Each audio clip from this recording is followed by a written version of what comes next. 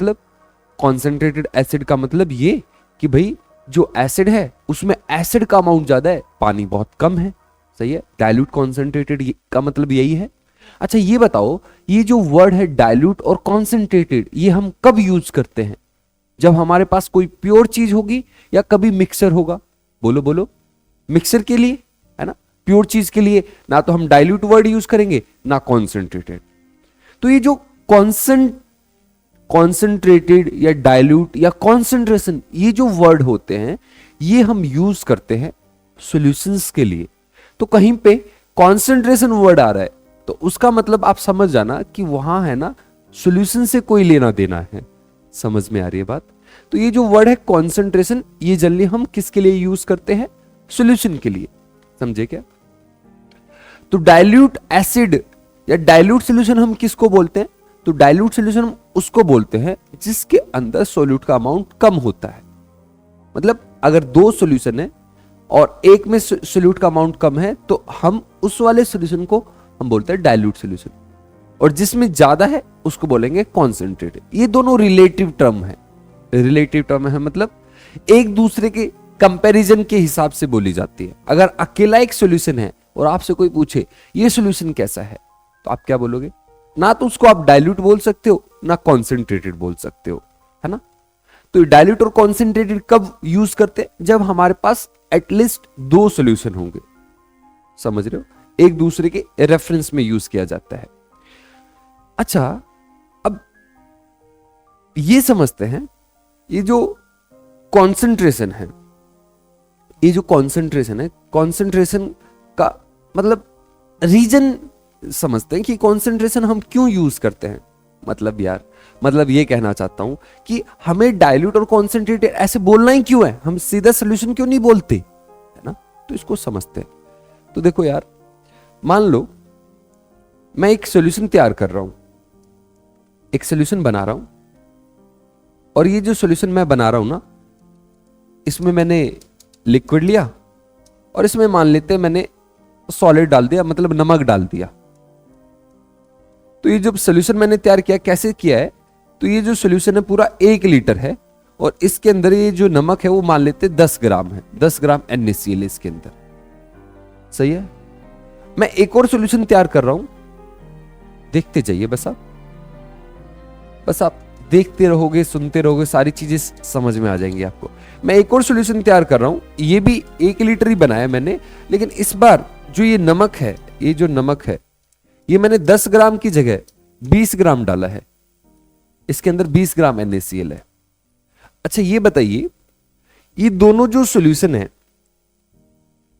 उसके अंदर सोल्यूट और सॉल्वेंट सेम ही है। सोल्यूट नमक है, सॉल्वेंट पानी है, तो सॉल्यूशन एक जैसे ही है। क्या बोल रहे हो? एक जैसे सॉल्यूशन है। सॉल्ट के ही सॉल्यूशन है, सॉल्ट के ही सॉल्यूशन है, दोनों सॉल्ट के ही सॉल्यूशन है भाई। अब ये बताओ, क्या ये दोनों सॉल्यूशन सेम हैं? सॉल्ट सॉल्यूशन है, क्या ये सेम है? आप बोलोगे देखने में तो सेम ही लगेंगे, है ना। देखने में दोनों सॉल्यूशन कैसे लगेंगे? सेम लगेंगे। ये भी 1 लीटर, ये भी 1 लीटर। और हम ये भी बोल सकते हैं ये भी सॉल्ट का सॉल्यूशन है, ये भी सॉल्ट का सॉल्यूशन है। क्या इनमें डिफरेंस है? क्या इनकी प्रॉपर्टी सेम है या डिफरेंट है? क्या बोलते हो? अच्छा ये बताओ, सिंपल करते हैं यार, इतना कॉम्प्लिकेट नहीं करते। ये बताओ, ये दो सॉल्यूशन हैं, इन दोनों में टेस्ट सेम रहेगा, अलग रहेगा? टेस्ट अलग रहेगा, है ना। ये ज्यादा खारा रहेगा, खारा मतलब सॉल्टी रहेगा, है ना। समझ रहे हो? अच्छा, इसका टेस्ट, इन दोनों का टेस्ट अलग है, टेस्ट अलग है, डेंसिटी भी अलग होगी। नमक ज्यादा है इसमें तो इसकी डेंसिटी ज्यादा होगी। सही बात है। तो ये जो दो सॉल्यूशन हम बना रहे हैं, इन दोनों की प्रॉपर्टी सेम नहीं है। हालांकि ये दोनों सेम सॉल्यूशन है, मतलब दोनों सॉल्ट के ही सॉल्यूशन है। अगर आपने इस बीकर पे ऐसे एक टेप लगा दी, टेप मतलब एक स्टिकर लगा दिया और लिख दिया सॉल्ट सॉल्यूशन, और इस पे भी लिख दिया सॉल्ट सॉल्यूशन, तो ये अधूरी इंफॉर्मेशन है। अधूरी क्यों है? अगर किसी ने मुझसे सॉल्ट सॉल्यूशन मांगा लेकिन वो चाहता था 20 ग्राम वाला, और मैं उठा के दे दूंगा उसको 10 ग्राम वाला, गड़बड़ हो रही है ना भाई। समझ में आ रही है बात, है ना। समझ में आ रही है बात। तो हम कैसे बताएं इन दोनों में डिफरेंस, कैसे दिखाएं कि ये दोनों अलग अलग हैं? तो एक तरीका ये है कि आप है ना यहाँ ऐसे बोल दो कि ये डाइल्यूट सॉल्यूशन है और ये कॉन्सेंट्रेटेड सॉल्यूशन है ना। डाइल्यूट क्यों बोल रहे हो? क्योंकि इसमें सोल्यूट का अमाउंट कम है, इसमें सोल्यूट का अमाउंट ज्यादा है, तो ये डाइल्यूट सॉल्यूशन है। और ये कैसा सॉल्यूशन है?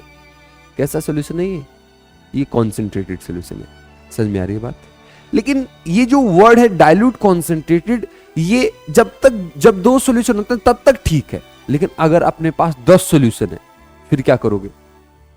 मान लो एक और सॉल्यूशन हो जाता 30 ग्राम का, अब बना ही देता हूं यार, इतनी मेहनत कर रहे हैं तो, है ना। मान लो एक और सॉल्यूशन है अपने पास और इसमें जो ये सॉल्ट है मान लेते इस बार 30 ग्राम NaCl है और वो जो पानी है वो अपना 1 लीटर ही है। अब देखो ये तीनों जो सॉल्यूशन है ये सॉल्ट सॉल्यूशन है और तीनों अलग अलग हैं, तीनों की प्रॉपर्टी अलग अलग होगी। अब ये जो सॉल्यूशन है इसको आप क्या बोलोगे? डाइल्यूट बोलोगे, कॉन्सेंट्रेटेड बोलोगे? तो आप बोलोगे कि भाई इसके हिसाब से ये कॉन्सेंट्रेटेड है और इसके हिसाब से ये डाइल्यूट है। तो ये जब 2 सॉल्यूशन हो गए, 2 से ज्यादा सॉल्यूशन हो गए, तो कंफ्यूजन स्टार्ट हो जाती है कि भाई ये क्या है। और अगर 10-12 सॉल्यूशन है तब तो आप यही डाइल्यूट कॉन्सेंट्रेटेड यही देखते रह जाओगे। अच्छा, अब ये बात ये है कि हमें ऐसा करना क्यों है, मतलब अमाउंट बताना क्यों है? क्योंकि भाई जो सॉल्यूशन बनते हैं उनकी प्रॉपर्टीज सॉल्यूट के अमाउंट पे ही डिपेंड करती है। क्या कहना चाहता हूं एक छोटा सा एग्जांपल देता हूं आपको क्या कहना चाहता हूं। मान लो अपने पास 100 ml एक सॉल्यूशन है और इसके अंदर 0.9 ग्राम नमक है। 100 ml सॉल्यूशन है, इसके अंदर 0.9 ग्राम NaCl है। वो है ये डॉक्टर लगाते हैं ना सलाइन, यस सलाइन। तो जो सलाइन होता है, सलाइन क्या होता है? सॉल्ट सॉल्यूशन होता है, बिल्कुल नमक का पानी होता है जो डॉक्टर अपने वेन्स में लगाते हैं।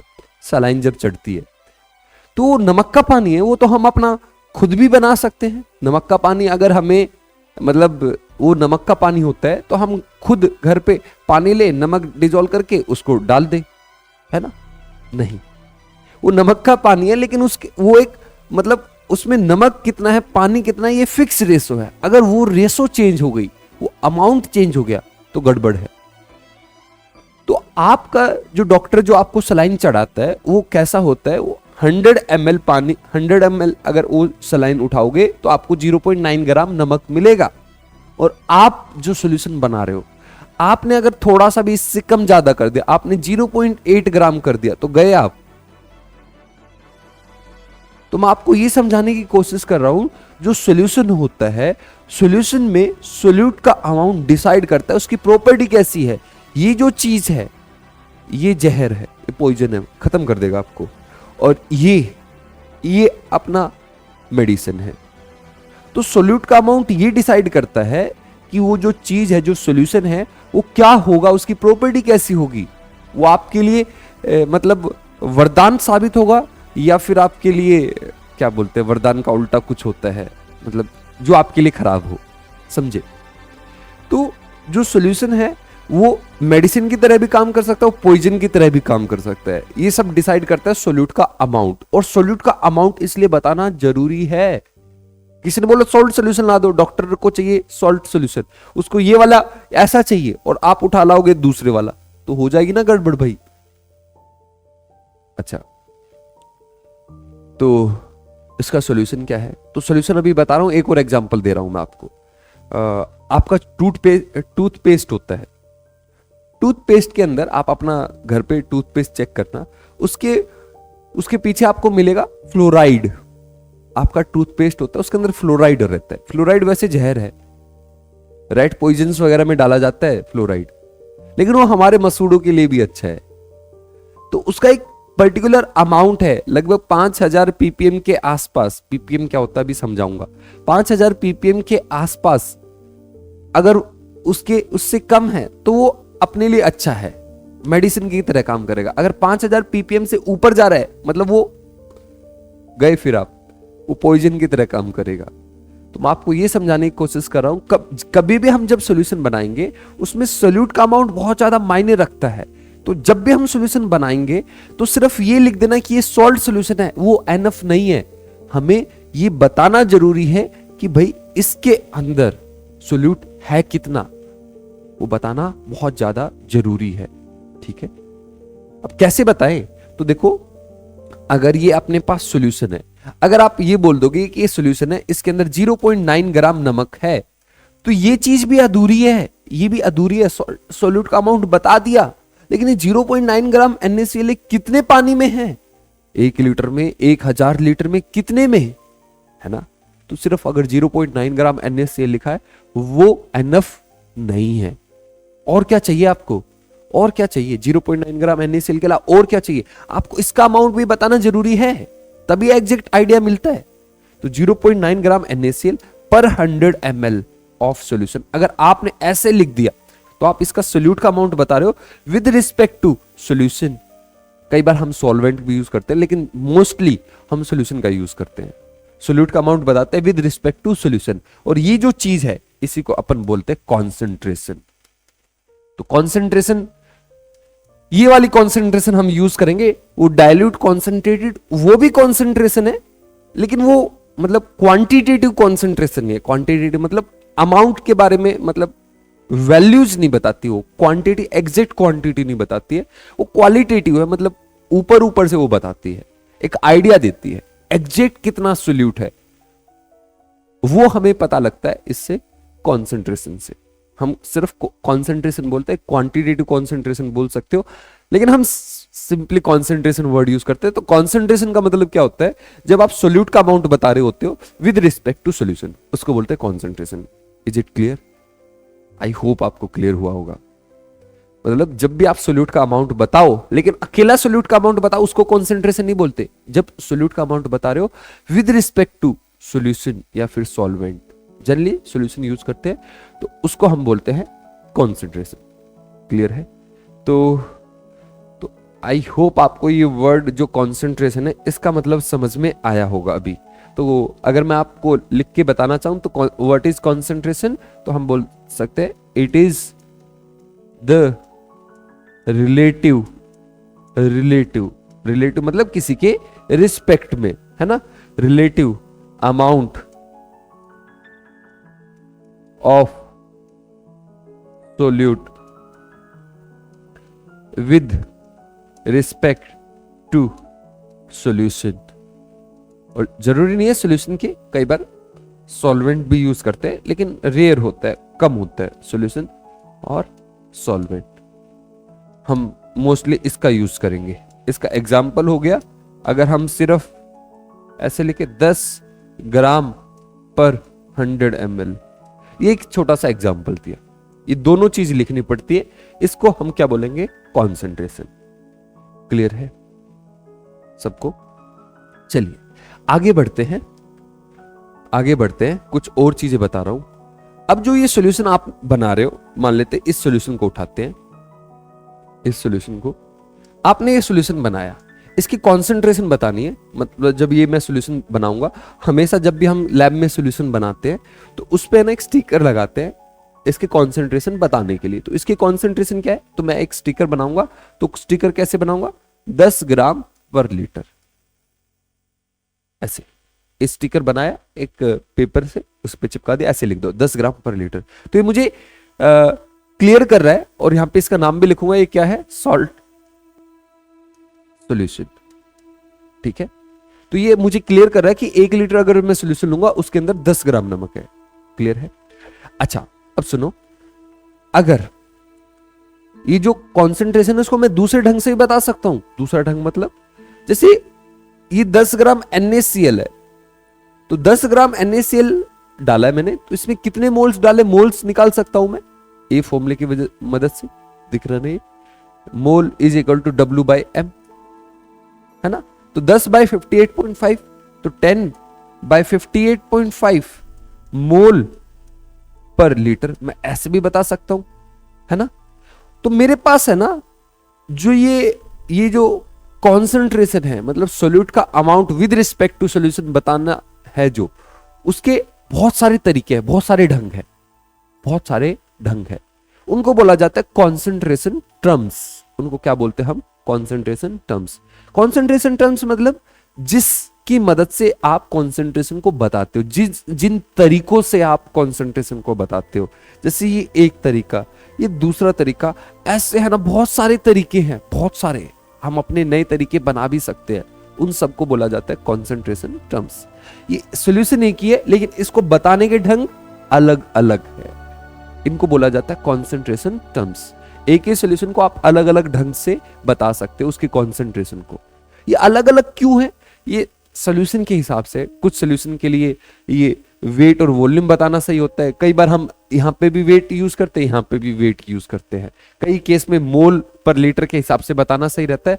तो ये सॉल्यूशन टू सॉल्यूशन डिपेंड करता है, जिसमें हम कंफर्टेबल है, जिसमें अपना केमिस्ट कंफर्टेबल है। किसी को ऐसे बताने में अच्छा लगता है, किसी को ऐसे बताने में अच्छा लगता है, तो सबकी चॉइस है ना।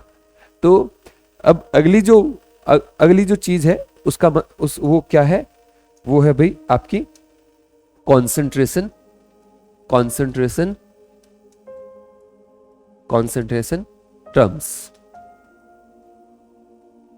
कॉन्सेंट्रेशन टर्म्स क्या होती है?